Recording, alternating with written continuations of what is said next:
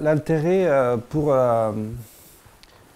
l'affectivité, donc au départ un intérêt ethnographique pour donner solution aux questions qui avaient suscité mon terrain, c'est le Kandoshi. Donc a donné donc, lieu donc, à une réflexion plus littérale sur l'affectivité, l'anthropologie. Et j'ai commencé, après la publication de Cœur du Sens, à réunir des données, des réflexions pour faire un livre général sur la question de l'anthropologie de l'affectivité, en fait. Mais en faisant, je voulais donc faire ce livre, je voulais commencer par une histoire, en fait, de cette notion en anthropologie, mais et même dans la pré-anthropologie, ou dans l'anthropologie avant la lettre, et donc je me suis intéressé pour le 16e, 17e siècle. Moi il y a un débat sur ça, mais moi je pense que les premières grandes réflexions pré-anthropologiques commencent au 16e siècle, au 17e siècle, avec les premiers grands tableaux d'ethnologie comparative de Las Casas ou de José de Acosta. Et donc, je me suis intéressé pour ce que eux, enfin, ce qu'on disait à l'époque. Parce qu'il m'a semblé que, il me semble, que l'anthropologie souffre d'une difficulté bien enracinée dans ses origines, à parler de l'affectivité, parce qu'il a hérité un travail de purification ontologique réalisé par cette pré-anthropologie, en fait. Donc, donc l'idée, c'est que quelle est la difficulté pour l'anthropologie de l'affectivité? La difficulté, c'est que l'anthropologie, des notions telles que le corps et l'âme sont des notions aussi analytiques à l'anthropologie. C'est des notions qu'on emploie, l'anthropologie du corps qu'on a évoqué tout à l'heure, emploie les corps et même l'âme comme des notions analytiques, mais ces notions analytiques, où est-ce que la prétention que ce soit des notions universelles et qu'on puisse opérer comme ça sans problème avec ce type de notions, ça c'est pas une donnée.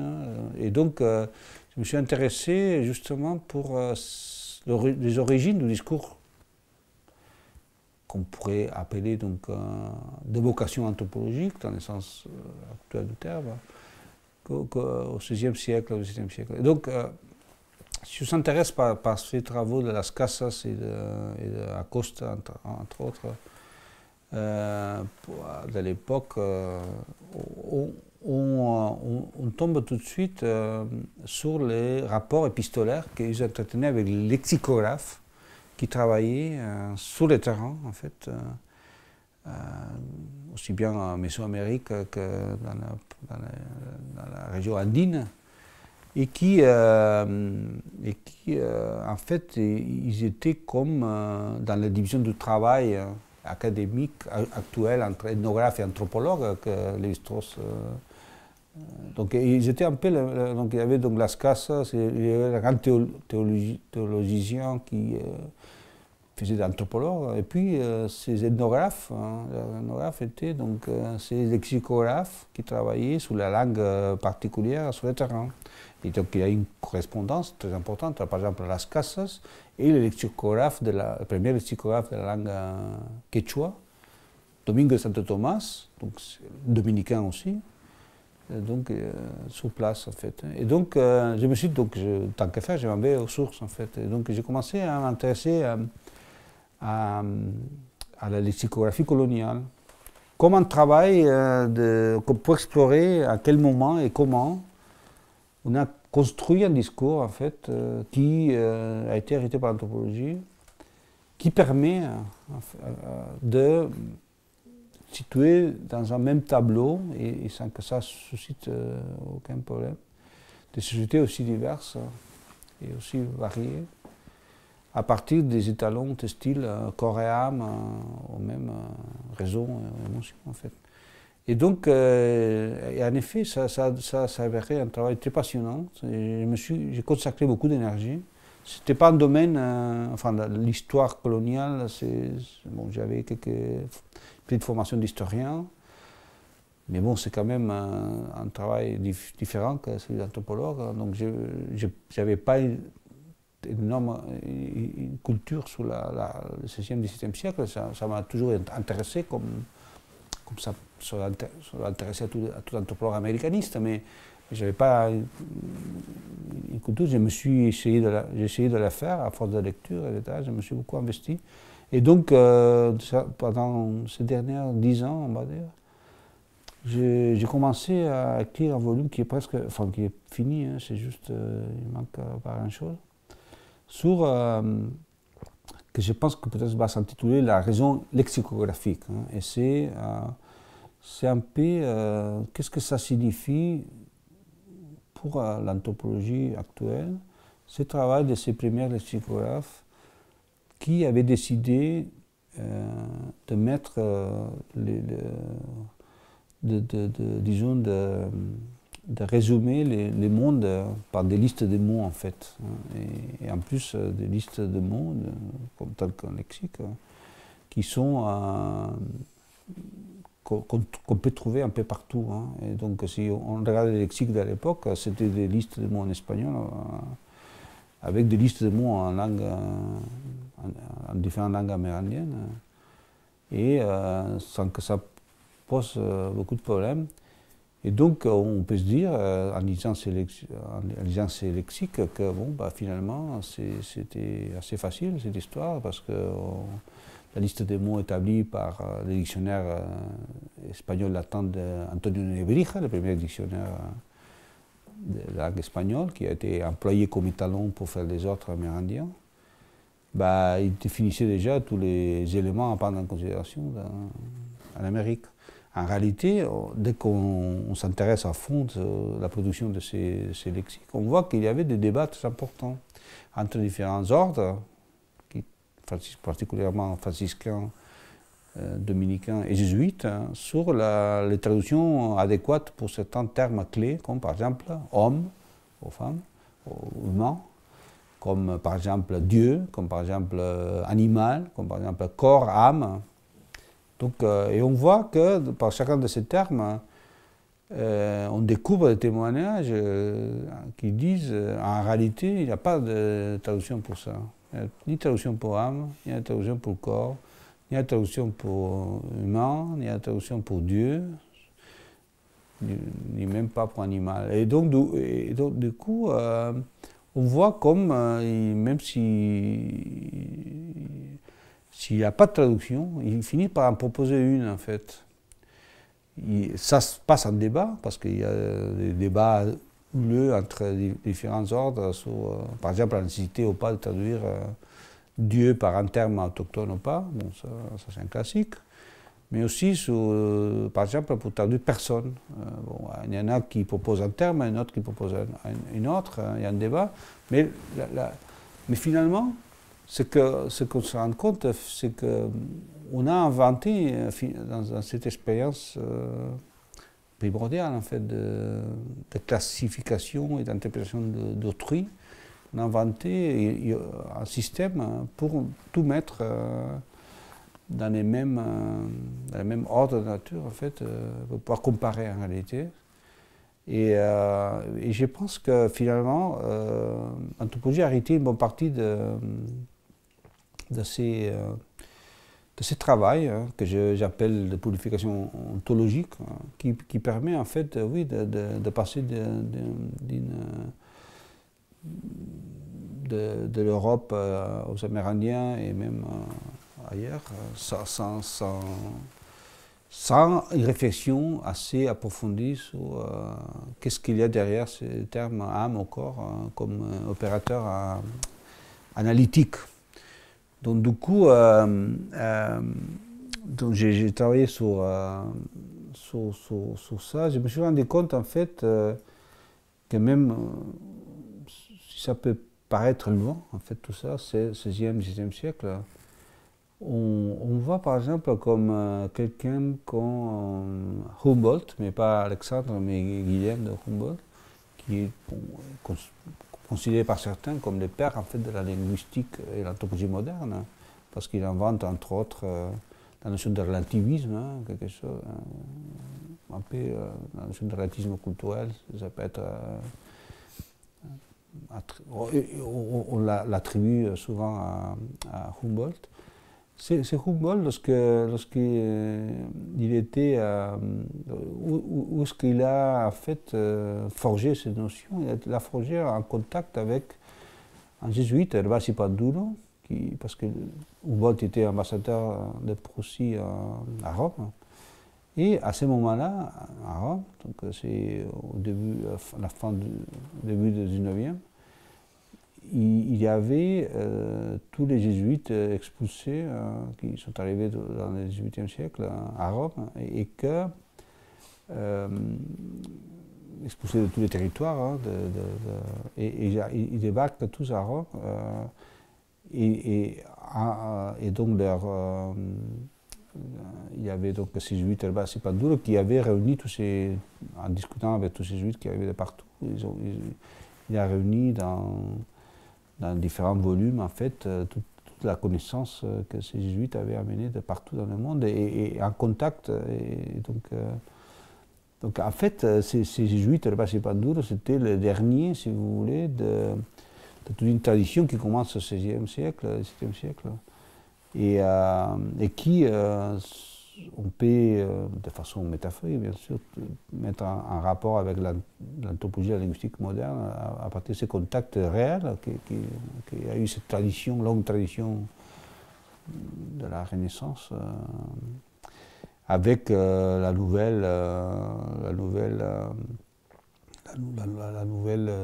disciplines scientifiques qui sont en train de naître et ces déplacements entre l'Europe méridionale comme centre de réflexion enfin, les positions intellectuelles et l'Europe plus internationale, ce passage entre l'Italie, on va dire, et l'Espagne, et puis le nord de l'Europe, la France, l'Allemagne, etc., et l'Angleterre. Donc c'est loin, mais on peut trouver des traces en fait de cette et donc moi je considère en effet que pour faire une réflexion sur l'affectivité, il faut peut-être aller au fond de la question et déconstruire un peu toutes ces notions qui continuent à être des opérateurs, comme je disais, dans l'éthique et l'anthropologie, qui gênent complètement, toute possibilité de s'approcher, en fait, à une description de l'objet de l'anthropologie de l'affectivité. En fait. Un autre aspect de cette anthropologie de l'affectivité qui s'impose, en fait, dès qu'on suit la chaîne d'application que ça signifie pour la théorie anthropologique, c'est une nécessité de revoir finalement la relation entre perception et cognition. Et donc, si on parle, on ose dire que la cognition, comme c'est disons, un domaine qui est en formation constante et constamment, disons, investi par un domaine affectif ou perceptif, il faut donc s'intéresser à ces passages entre sensation et cognition tout simplement, et ce que les classiques appelaient la ratio, c'est-à-dire qu'est-ce qu'on fait, comment ça se passe entre la perception, dans le sens sensation, dans le sens strict du terme, à la cognition. Qu'est-ce qui se passe entre l'expérience de la sensation et la production d'un concept. Hein. Ça, c'est la ratio, n'est-ce pas? Et donc, normalement, on a la tradition, donc qui vient de loin, en fait, à considérer que finalement, tout s'opère par la catégorisation, en fait. Donc, on organise la perception à travers, disons,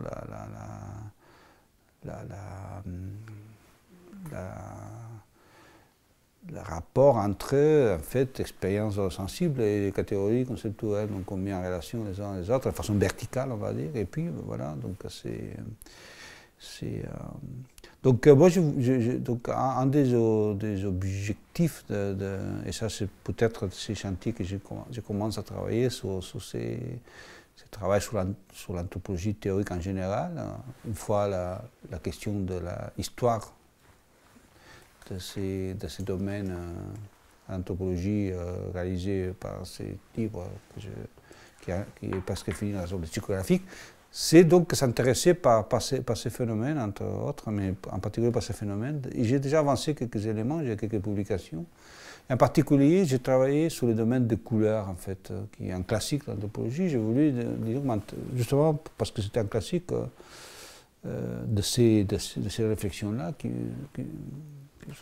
c'est pour ça que j'ai travaillé sur ça. Et puis, je me suis rendu compte, et là, je retourne chez les Kandoshi, que les Kandoshi n'avaient pas un terme pour nommer les couleurs en général. Bon, la notion de couleur, il n'y avait pas un terme. Mais il n'y avait pas non plus des termes pour nommer les couleurs particulières. Bon, ça, je suis arrivé à ces conclusions, pas tout de suite en fait, mais à force de cumuler un certain jours, voire mois de travail de terrain sur la question, avec tout un outillage que le travail sur les couleurs requiert, dont les tables chromatiques de Munsell et tout ça. Et donc, je me suis rendu compte, en fait, qu'il n'y avait pas de couleur, même si les travaux de Berlin, Hankey et d'autres avaient employé comme exemple la langue Kandoshi pour parler de couleurs, en fait, dans leurs différents travaux. Et en particulier dans un travail récent de 2009, je pense que c'est World Color Samples, un truc comme ça. Enfin, que c'est une accumulation d'exemples, en fait. Donc, il apparaît le Kandoshi comme un exemple de terminologie de couleurs, de telle catégorie, etc.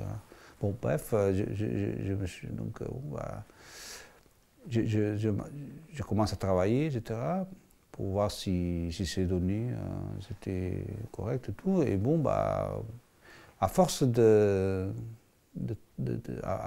d'avancer dans mon enquête, je me suis commencé à rendre compte qu'en réalité, il n'y avait pas de terme de couleur et surtout, il y avait une prolifération de termes qui défiait en tout cas l'idée de couleur basique. Ces couleurs basiques définies comme telles par les travaux de Paul Kay et d'autres, n'est-ce pas? Et donc, qu'est-ce que j'ai trouvé? En fait, j'ai trouvé plutôt, et ça c'était un moment de l'enquête que je me suis rendu compte comme ça, en fait, c'est que lorsque j'ai montré des chiffres de couleurs, de tablettes de couleurs, il me répondait avec des comparatifs, en fait. Et c'était juste un jour que j'ai vu qu'il commençait à y voir clair. J'ai montré un chip, une vignette de couleur ambrée. Et puis, il commence à y avoir un débat entre deux Kandoshi. Et je lui dis, mais de quoi vous débattez? Et en fait, regarde, il me prend une espèce de gingembre, et puis il le coupe comme ça, et il me montre exactement la même couleur, mais exactement, que la vignette, donc de même couleur orange, ambre. Et puis, il dit, en fait, je lui dis que c'est ces couleurs-là. Et lui me dit que c'est les couleurs des œufs, qu'un poisson à tel moment de l'année, etc. Et je dis, ah bon, attends. Donc, enfin, je vous demande le nombre de couleurs, et puis vous cherchez, en fait, dans l'environnement, les choses qui ressemblent. Donc, alors là, il y a un problème. En fait, il y a un malentendu culturel assez important, parce que, bon... Et donc, j'ai commencé à explorer la possibilité qu'il y ait en effet un malentendu, et puis je me suis rendu compte que, voilà, tout en fait, était comparatif, hein, et qu'en plus, du coup, je me suis dit, bon, je vais explorer la possibilité qu'il y ait en effet qu'il n'y ait pas de terme de couleur. Bon, déjà, il n'y a pas de notion de couleur, bon, ça m'aide. On va avancer, et puis donc j'ai commencé à décrire une technique, on va dire, de parler des couleurs sans terme de couleur, et sans même une notion de couleur, parce qu'il n'y a pas de terme pour nommer la couleur en général, ni les couleurs en particulier.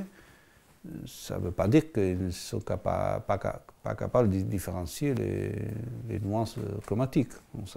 Donc, je me suis intéressé pour ça, et donc j'ai écrit un article, je tiens beaucoup, où je parle de ce que j'appelle la perception contrastive. Et c'est en fait un système qui en gros fonctionne pas par disons, un mouvement, on va dire, vertical entre catégorie et percept, entre catégorie et sensation, entre concept et sensation, pour parler comme ça rapidement, mais qui travaille en horizontal, en fait, par comparaison. Et donc, j'ai exploré, bon, c'est un peu plus compliqué que ça, mais en réalité, c'est un système, on va dire, similaire à celui que nous-mêmes, on utilise ici en Europe pour parler des odeurs, en fait. C'est-à-dire pour tout ce qui est olfactif, hein, en réalité, il n'y a pas de termes pour nommer des odeurs, mais on procède par comparatif, en fait. Et donc, du coup, donc chez le Kandoshi, c'est pas seulement les odeurs sénoso, mais les couleurs aussi, c'est la même façon de procéder. Et donc, on travaille par comparatif, et en plus, disons, ces comparatifs ne font pas référence à la couleur, même si la couleur y entre aussi dans la comparaison, mais aussi à d'autres aspects qui sont aussi intéressants, aussi saillants, lorsque on parle de quelque chose à un certain moment, à un moment donné, en fait. Et ce que je veux dire, c'est que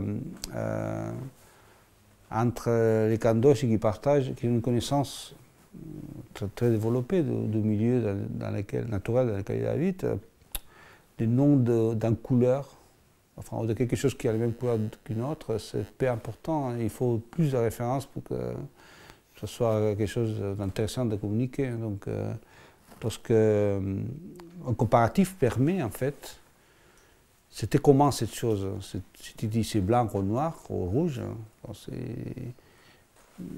ça nous indique quelque chose, en effet. Mais si tu dis c'est comme je sais pas, les becs d'un perroquet tel, ça nous donne beaucoup d'autres choses. En fait, c'est une quantité d'informations très importante. Et donc, du coup, cette information et cette transmission d'informations est possible seulement, bien sûr, avec des gens qui partagent la même expérience de l'environnement. Et donc, du coup, je me suis intéressé à... Finalement, la conclusion à laquelle tout ça amène, c'est qu'il se peut que, entre sensation et cognition, pour ainsi dire, il y a d'autres façons, il y a d'autres disons, ratios possibles, qui ne soient pas justement la ratio, qui ne soient pas les passages de la sensation à la catégorie, en vertical, mais qu'il y a d'autres façons, disons, de donner du sens, en fait, aux choses et de communiquer. qui ne soit pas la classique opération, celle considérée comme la seule possible en fait entre ces deux instances, on va dire, entre sensation et cognition.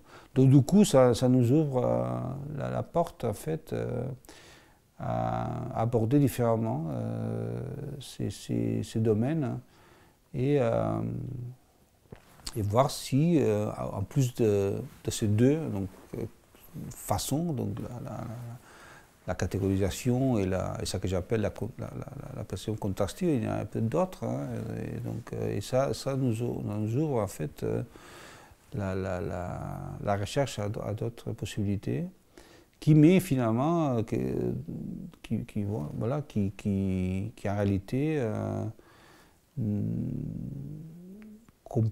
complique en fait et problématise la relation entre sensation et cognition en tant que tel. Bien sûr, cet article qui a été publié en 2016 a été tout de suite répondu par Paul Kay, qui m'a écrit une critique sévère pour défendre en fait l'existence de couleurs et même de couleurs basiques partout dans le monde, comme il soutient depuis toujours. Et je prépare la réponse qui sera aussi sans pitié. Mais même si j'ai une grande admiration pas pour l'approche que je ne partage pas, cette approche universaliste, hein, mais enfin pour le programme que j'ai connu lorsque j'étais étudiant, hein, ces premiers travaux de Berlin de Berlin et Paul Kay qui suscitent bien sûr le respect par l'ampleur et l'ambition, mais que bon, je ne peux pas partager. Et bon, ce travail m'a ouvert aussi donc, à explorer aussi si il y a pas, donc on passe donc une critique on établit une critique sur l'idée de la catégorisation comme seul moyen pour décoder en fait des percepts ou des sensations. Et on va vers donc d'autres possibilités. Et puis on peut aussi continuer ces démarches, approfondir ces démarches et voir si ces autres possibilités ont des rapports ou suscitent en fait des connotations affectives différentes aussi. C'est-à-dire que si on continue avec ces comparaisons entre l'odorat et la vision, en fait, et surtout entre la classification de couleurs et la classification d'odeurs, on est d'accord à dire qu'en effet, donc, en couleur, on classe par catégorie, ici en Occident, et les odeurs, non, on procède par comparaison. Et on peut se demander si ces procédures par comparaison n'est pas susceptible de déclencher en fait des chaînes de souvenirs, etc., qui ont une grande puissance émotionnelle et affective, à la différence de la simple, disons, catégorisation. Et en fait, les odeurs, on sait, donc on peut parler très peu des odeurs. Par contre, on peut parler beaucoup des évocations qui nous suscitent, en fait, hein, donc déclenchent en fait des chaînes. Et puis je me suis dit pourquoi si chez les Kandosh ils procèdent ou ils emploient un système similaire comme celui pour nous les odeurs en fait. Peut-être pour eux aussi les couleurs suscitent ils ont les mêmes capacités en fait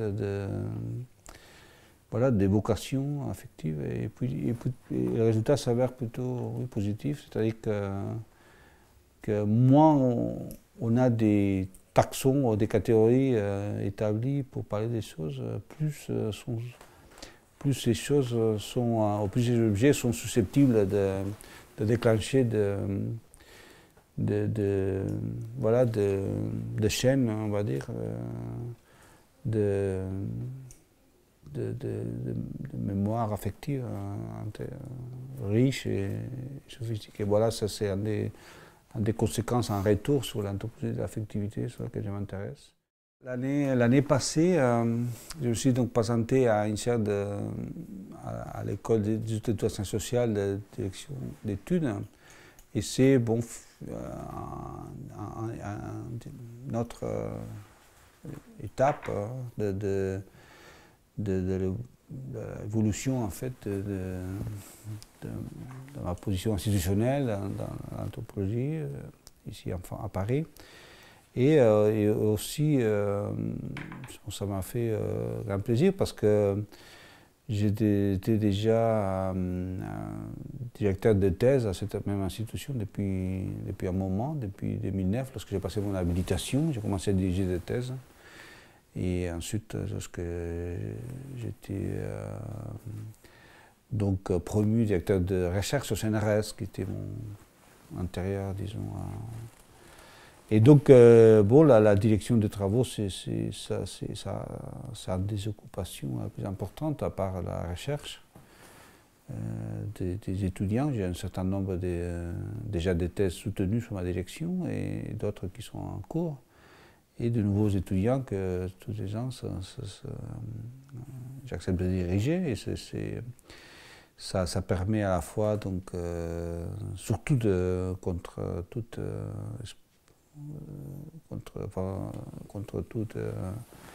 intuition, c'est surtout une façon d'apprendre, en fait, c'est plus qu'autre chose.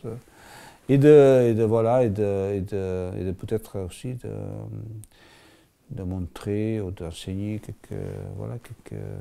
quelques principes qui sont importants de faire passer à chaque moment de l'évolution d'un doctorant, de la recherche d'un doctorant, n'est-ce pas, lorsqu'il s'en va sur le terrain, lorsqu'il rentre. Dans l'histoire que dans mon histoire personnelle, je vous ai dit quelques-uns. Il y avait beaucoup d'autres conseils que j'ai reçus de la part de mes directeurs. Mais souvent, je reproduis les mêmes, d'ailleurs, donc qui sont très utiles, en fait. Et donc, il y a ça, donc c'est important, on voit aussi, grâce à ces travaux de direction, l'évolution, en fait, comment les problèmes qui nous semblaient les plus importants à l'époque, quand on était soi-même doctorant, sont des problèmes qui sont disparus, en fait, de l'horizon de réflexion des étudiants actuels. Et comme en effet on est en fait dans une discipline qui évolue, et qui, je dirais, évolue à toute vitesse, j'imagine, comme d'autres disciplines scientifiques. Mais en tout cas, ça avance sans arrêt. Et puis, à côté de ces activités, j'en ai parlé un peu, donc il y a d'autres initiatives de recherche collective que je mène. En collaboration avec d'autres pays, avec d'autres chercheurs. Ça fait partie aussi très importante de mon travail. Et tout ça pourrait nous permettre de réfléchir à quelques idées, à proposer quelques idées sur l'avenir de l'anthropologie. Ben, il y a un phénomène disons, nouveau en Amérique, en Amazonie. C'est parce que j'enseigne aussi en Amérique latine, hein.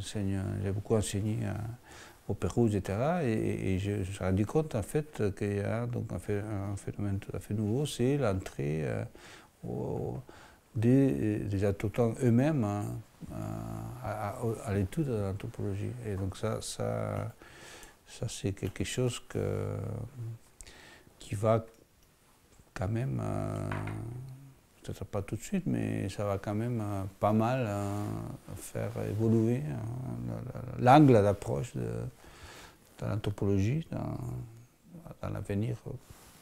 Et, aussi, on voit aussi certaines, comment on voit apparaître, mis à part ces questions qui est plutôt d'ordre de l'Amazonie en tant que telle, de l'Amazonie en général, on voit aussi l'émergence d'un dialogue avec des sciences de la nature très différent à celui que j'avais critiqué quand j'étais moi-même étudiant, en fait. Donc il y a un dialogue beaucoup plus sophistiqué en fait actuellement avec les sciences de la nature, qui n'est pas simplement ces dialogues de sourds, on va dire, qu'il y avait à l'époque entre déterminisme naturaliste et versus diversité culturelle, n'est-ce pas? Donc il y a quelque chose de plus complexe qui est en train de produire. Je ne sais pas quel sera le résultat de tout ça. Moi que j'avais participé, comme je vous ai dit au début de mon entretien, par ces critiques à la sociobiologie, comme je réplique à la critique qui avait été faite à l'écologie culturelle, etc., de façon assez vive, je me rends compte qu'aujourd'hui, il faudrait revoir un peu les bases en fait, de ce débat entre la nature et la culture, parce que je pense que quelque chose a beaucoup bougé, et pas seulement de la part de l'anthropologie, mais sans doute aussi de la part de certaines disciplines scientifiques s'intéressent au domaine proche de l'anthropologie. C'est l'avenir de l'anthropologie et les nouvelles, disons, l'émergence de nouvelles idées par rapport à notre travail peut être aussi mis en relation avec un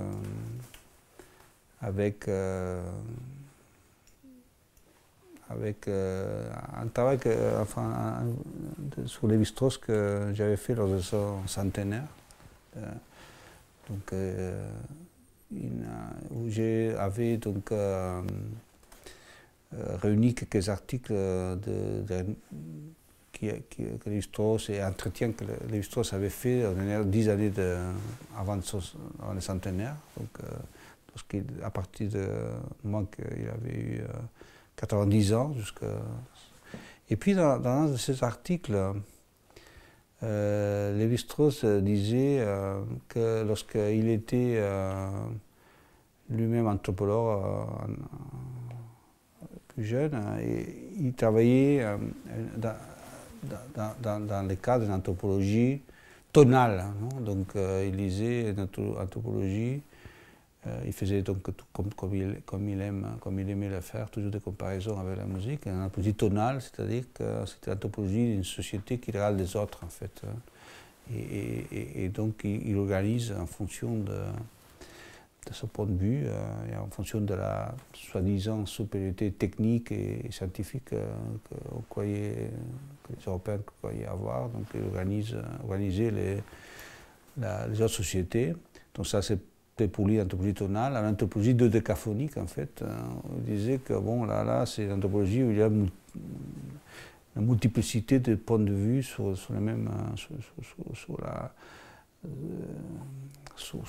l'objet de l'anthropologie, eux-mêmes qui surgissent en fait de l'apparition de nouvelles acteurs en anthropologie qui justement on peut mettre en rapport avec ce que je disais, donc aujourd'hui en Amazonie, on a déjà, bientôt on aura des autochtones qui vont produire sans doute des notions et de résultats complètement, disons, audacieux, originaux. Et donc, en fait, Donc je finirai par Lévi-Strauss et j'ai fini par Lévi-Strauss parce que je ne vous ai pas dit au début de mon entretien que lorsque j'avais décidé donc, de venir en France, c'était un bon parti aussi pour lui parce que il avait été traduit donc, au catalan. Je me rappelle la lecture que je faisais en été de Tristropique, etc. Parce que j'ai commencé à penser à faire ma thèse ici en France. Et en fait, ce que je voulais dire à propos de Lévi-Strauss et de ce qui a été à l'origine de ma vocation,